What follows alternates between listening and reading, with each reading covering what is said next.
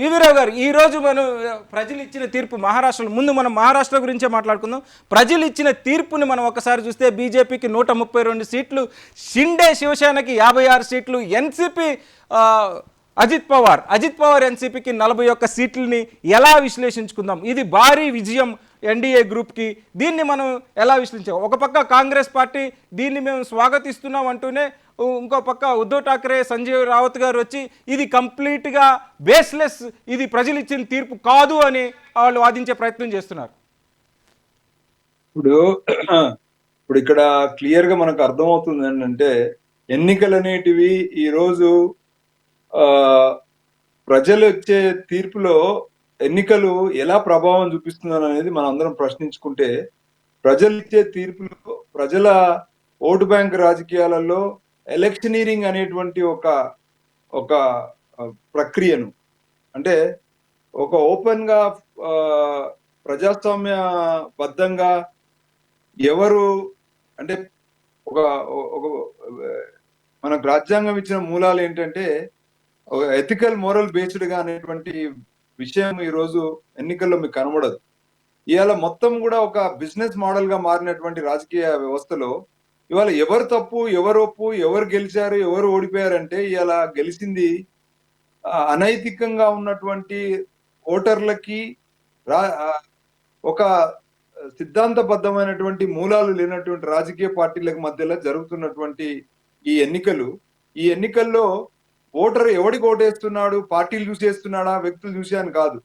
ఓటరును ప్రభావితం చేయడానికి లీడర్ అనేవాడు లీడర్ గా ఒక మూల సిద్ధాంతాలతో లేడు, అలాగే పార్టీలు కూడా ఒక మూల సిద్ధాంతాలతో లేవు. మరీ ఊగిసలాడుతున్నటువంటి ఈ వ్యవస్థలో మీరు చెప్తున్నట్టు అక్కడ కాంగ్రెస్ గొప్పదనో, బీజేపీ చెడ్డదనో ప్రజలు ఇచ్చిన తీర్పు కాదు ఇది. ఇదంతా కూడా ఒక ఒక ఒక గొప్ప చెస్ గేమ్ లాంటిది. ఈ చెస్ గేమ్ లో ఎవరు గెలిచారు, ఎవరు ఓడిపోయారంటే ఎవరికి వాళ్ళు స్వార్థంగా ఒకరినొకరి మీద విన్ కావడానికి జరుగుతున్న ప్రక్రియలో, ఈ గేమ్ ఆడే క్రమంలో లాస్ట్ కి చెక్ పెట్టిన తర్వాత చెక్ అయింది అనేటువంటి ఒక వార్త ద్వారా, అంటే మీరు నిన్నటి వరకు చెప్తున్నటువంటి ఈ ఏదైతే మీరు చెప్తున్నటువంటి ఎగ్జిట్ పోల్స్ కానీ, ఏదైతే సర్వేలు కానీ, ఇవన్నీ కూడా ఎక్కడ కూడా మీకు ఇలాంటి రిజల్ట్ చెప్పలేదే. మరి ఈ రిజల్ట్ ఎక్కడి నుండి వస్తుంది? ఈ రిజల్ట్ అంతా కూడా ఒక అనిశ్చితి. ఈ రిజల్ట్ అంతా కూడా ఒక అంటే ప్రజాస్వామ్యబద్ధంగా ఈ పర్టికులర్ పార్టీని, ఈ పర్టికులర్ ఓటర్ని, లేదా ఈ పర్టికులర్ నాయకుడిని మనం ఈ రకంగా ఎన్నుకుంటే మనకు లాభం జరుగుతున్న చర్చ ఎక్కడ ఉందా? ఎక్కడ లేదు. నేను మరొకసారి మీకు గతంలో కూడా చెప్పాను, ఇంకొకసారి మీకు ఒక ఎగ్జాంపుల్ చెప్పదలుచుకున్నాను. మునుగోడు ఎలక్షన్స్ లో నేను ఎన్నికల నిఘా వేదిక తరఫున మునుగోడులో వెళ్ళినప్పుడు, ఒక ఇంట్లో నేను దిగినప్పుడు ఒక పెద్ద ఆయన నేను అడిగాను, బాబు మీకు ఎన్నికలలో ఏ రకమైనటువంటి హామీలు ఇస్తున్నారు రాజకీయ పార్టీలు, మీరు ఎలా ఓట్లు వేస్తున్నారంటే ఆయన క్లియర్ గా చెప్పాడు. పెద్ద ఆయన గత ఎన్నికల్లో మా ఇంటికి వచ్చి మొత్తం ఈ ఇంట్లో ఇన్ని ఓట్లు ఉన్నాయని చెప్పి, ఈ 5 ఓట్లు, ఈ 10 ఓట్లు మాకు వేయాలని చెప్పి మా ఇంటి పెద్దను, అంతకుముందు కుల పెద్దను అడిగేది, ఇంటి పెద్దను అడిగేది. కానీ ఈ మధ్య ఎన్నికల్లో గత 10 సంవత్సరాలు 5 సంవత్సరాల తర్వాత ఎన్నికల్లో ఎంత మార్పు వచ్చింది. ఈ రాజకీయ పార్టీలలో అనైతికమైనటువంటి డబ్బు ద్వారా, ఎలక్షనీరింగ్ అనే వ్యవస్థ ద్వారా ప్రతి ఒక్క ఓటును ఏ రకంగా రీచ్ అవుతున్నారని చెప్తే, ఆయన చెప్పిన ఎగ్జాంపుల్ మనకి ఇప్పుడు అర్థమవుతుంది. మహారాష్ట్రలో కూడా ఆయన ఏం చెప్పాడంటే, మా ఇంటికి వచ్చి నాతోని ఒక రాజకీయ పార్టీ, ఒకే సింగిల్ రాజకీయ పార్టీ, ఇది నీకు, ఈ డబ్బు నీకు బాబాయ్, నీకు ఇస్తున్నా మీ డబ్బు, మీ పిన్ని గారికి వేరే ఇస్తాం, మీ అబ్బాయికి వేరే ఇస్తాం, మీ కోడలికి వేరే ఇస్తాం అని చెప్పి నాకు డబ్బు ఇచ్చిపోయి, మళ్ళీ అదే పార్టీ నుంచి ఇంకో వ్యక్తి, ఇంకో లేడీ ద్వారా వచ్చి మా ఆవిడకి డబ్బు ఇచ్చిపోతే, ఇంకొక యూత్ వచ్చి మా కొడుక్కి ఇచ్చిపోతే, ఇంకో లేడీ వచ్చి మా కోడలికి ఇచ్చి డబ్బులు ఇచ్చిపోతే, మేము ఎవరం మాట్లాడుకోకుండా వెళ్ళి మేము పోలింగ్ బూత్ లో ఓట్లు వేస్తున్నాము. ఇప్పుడు మీరు చెప్పండి, ప్రజలు ఏమి ఆలోచించుకొని, ఏమి ఒక ప్రజాస్వామ్యబద్ధంగా ఏ ఓటర్, ఏ నాయకుడిని, ఏ పార్టీని ఎన్నుకుంటే మనకు నిజమైనటువంటి ఫలితాలు వస్తాయి అని ఎక్కడైనా చర్చ జరుగుతుందా? అంటే ఒక ఓటర్ అప్పుడున్నటువంటి మానసిక పరిస్థితి, అప్పుడు ఆయనకు ఎలక్షనీరింగ్ ద్వారా ఆయనకు ముట్టిన డబ్బులో, లేకపోతే ఆయనకు ప్రలోభాలో, ఆయన కులమో, ఆయన మతమో, లేకపోతే ఆయన ఏదో టీవీలలో చూసినటువంటి కొన్ని సంఘటనలో ఈ ప్రభావితం అనేది ఒక వ్యక్తి స్థాయికి దిగజారిపోయినటువంటి ఎన్నికల్లో ఈ ఎగ్జిట్ పోల్స్, ఈ రాజకీయ పార్టీలు చెప్పే మా విజయం మా ఓటమి అని చెప్పేది ఎంతవరకు కరెక్ట్ అని నేను అడుగుతా ఉన్నా. ఇదంతా కూడా ఒక లాటరీ గేమ్ లాగా మారిపోయినటువంటి పరిస్థితి. లగితో లగి నైతో జగి అని హిందీలో ఒక సామెత ఉన్నది. ఆ స్థాయికి దిగజారిపోయినటువంటి రాజకీయాలు ఇవాళ మనం చూస్తా ఉన్నాం. ఇలా కొన్ని సందర్భాల్లో మీరు ఈవీఎంల మీద నెపం పెట్టొచ్చు, కొన్ని సందర్భాల మీద డబ్బు మీద వాళ్ళు విపరీతంగా ఇప్పుడు అదానీ లాంటి వాళ్ళు డబ్బు గుమ్మరియొచ్చు, లేదా వీళ్ళు పీపీ స్కీమ్ల మీద వీళ్ళు పెట్టుకున్నటువంటి ఆశలు చూపించినటువంటి విషయాలు కావచ్చు, లేదా కేంద్రంలో 2 పార్టీలు పెద్ద పార్టీలే కాదు, రాష్ట్రాల్లో కూడా పార్టీలు నింట నిలువున చీలిపోతున్న పరిస్థితి మనం చూస్తా ఉన్నాం. అదే మహారాష్ట్రలో గతంలో చెప్పుకున్నటువంటి లోకల్ పార్టీలు కూడా 2 వర్గాలుగా చీలిపోయినటువంటి పరిస్థితి. ఆ వర్గాలలో కూడా లీడర్షిప్ అనేది ప్రతి దగ్గర కూడా వాళ్ళకు ఒక సైద్ధాంతికమైనటువంటి ఒక మూలం లేదు. ఏదో ఒక వ్యక్తిని ఇలా పార్టీలు అంటే వ్యక్తి పేరుతో పార్టీలు వస్తున్నాయి.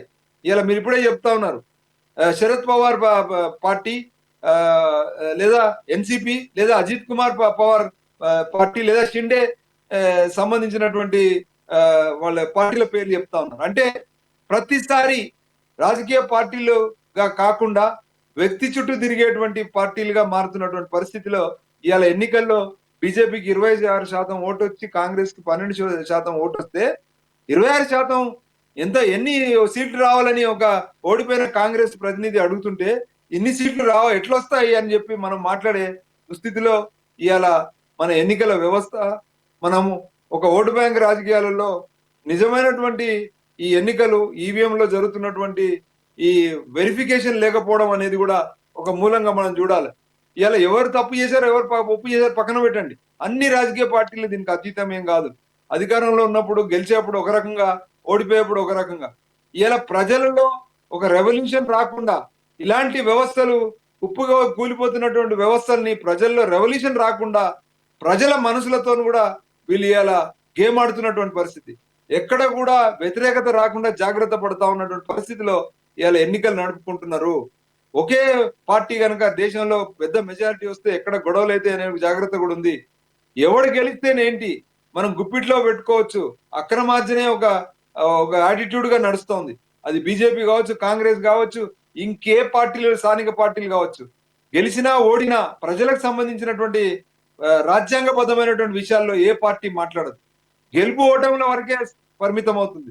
ఓడిపోయినా గెలిచినా, తక్కువ వచ్చినా ఎక్కువ వచ్చినా, ఎవరి భాగస్వామ్యం, ఎవరి ముడుపులు, ఎవరి డబ్బులు ఖర్చు పెట్టిన దానికి గెలిచిన ఓడిపోయిన వాళ్ళు ఇద్దరికి కూడా ప్రతి కాంట్రాక్ట్ లో, ప్రతి ఎన్నిక మధ్య జరుగుతున్నటువంటి అన్ని రకాలైనటువంటి ముడుపులలో ఇద్దరికి భాగస్వామ్యం ఉన్న తర్వాత ఇది ఓటమియా గెలుపా అని చెప్పుకోవడం సిగ్గుగా ఉన్నటువంటి పరిస్థితిలో మనం ఇలా చర్చలు చేసుకుంటున్నాం. ఈ స్థితిలో మీరు అడుగుతున్నారు ఈ ఎన్నికలను ఎలా విశ్లేషణ చేయాలని. ఎన్నికలు ఒక సిగ్గుచేటుగా నడుస్తున్నాయి ఈ దేశంలో. పార్టీల నాయకత్వాలు ఒక రాజ్యాంగ మూలాల దిశగా ఓటర్లను చైతన్యం చేయడం పక్కన పెట్టి వాళ్ళ స్వార్థ ప్రయోజనాలకు ప్రజల బలహీనతలే పెట్టుబడిగా పెట్టుకొని ఒక్కొక్క వ్యక్తి స్థాయి బలహీనతల వరకు కూడా దిగజారిన పరిస్థితిలో ఒక కామన్ కన్సెన్సస్ తీసుకురాకుండా అడ్డుపడే పరిస్థితిలో ఎన్నికలు నడుస్తా ఉన్నాయి.